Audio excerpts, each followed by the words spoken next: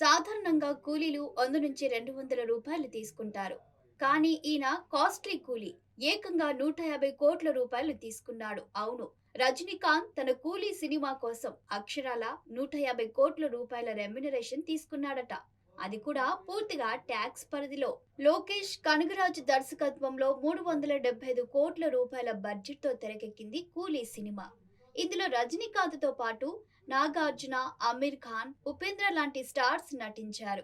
అయితే రజనీ తర్వాత ఎక్కువ పారితోషికం అందుకున్నది మాత్రం వీళ్ళు కాదు.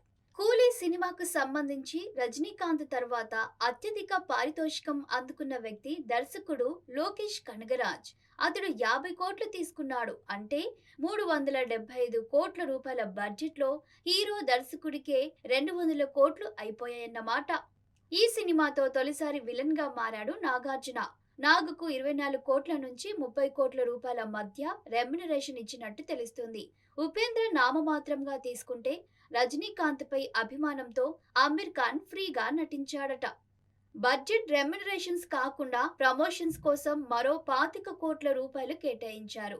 ప్రస్తుతం ఈ సినిమా అడ్వాన్స్ బుకింగ్స్ లో సరికొత్త రికార్డులు సృష్టిస్తోంది. అమెరికాలో ఇప్పటికే ఈ సినిమా వసూళ్లు అడ్వాన్స్ బుకింగ్స్ రూపంలో $1 మిలియన్ మార్క్ దాటేశాయి.